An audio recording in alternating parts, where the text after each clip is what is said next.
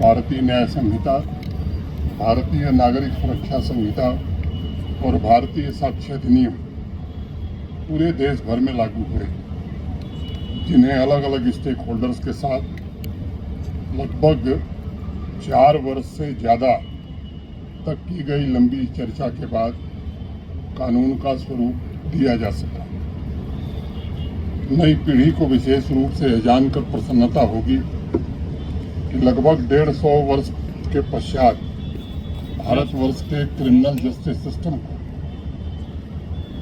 उस दिन कॉलोनियल कानूनों से मुक्ति मिली थी। आवाम को यह भी समझने की जरूरत है कि इस क्रांतिकारी रिफॉर्म के द्वारा गुलामी के चिन्हों को मिटाने में यह देश सफल रहा है। समाज के कमजोर वर्गों की रक्षा की व्यवस्था प्राथमिकता के आधार पर की गई है। इन तीनों कानूनों ने हमारे क्रिमिनल जस्टिस सिस्टम को पूरी तरह से ट्रांसफॉर्म करने का काम किया है और इसे दंड की जगह न्याय देने वाला, पीड़ित केंद्रित, विक्टिम सेंट्रिक बनाने का प्रयास हुआ है। इस प्रदर्शनी में हालांकि आप लोगों को बहुत सारे डिटेल्स उपलब्ध कराए गए हैं, लेकिन संक्षेप में मैं इन कानूनों के निर्माण के अत्यंत रोचक पहलू को आपके सामने साझा करना चाहूँगा। क्राइम ब्रांच जम्मू और जिला स्तर पर भी इस तरह के आयोजन भविष्य में हम कर सकें। एक महत्वपूर्ण विषय की तरफ आप सबका ध्यान आकर्षित करना चाहूँगा, जिसकी वजह से जम्मू कश्मीर 3 दशक तक अंधकार में था। वह है आतंकवाद, टेररिज्म।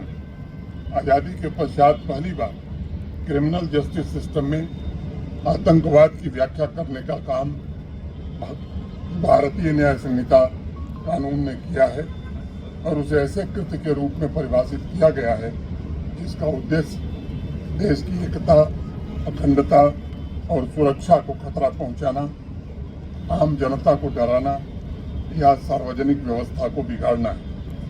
जिस कृत्य से स्थानीय स्तर पर शांति भंग हो सकती है। मुझे लगता है कि 1947 से लेकर 2024 के बीच किसी भी आपराधिक कानून पर इतनी व्यापक और विस्तार से चर्चा कभी नहीं हुई। इसमें यह विशेष ध्यान रखा गया कमजोर वर्गों को न्याय प्रणाली से प्राथमिकता के आधार पर समाधान मिले।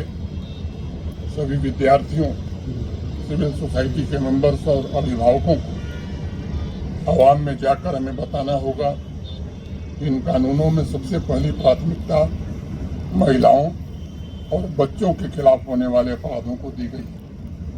इन कानूनों में बदलते वक्त के हिसाब से नए प्रोविजंस, नई धाराएं जोड़ी गई हैं।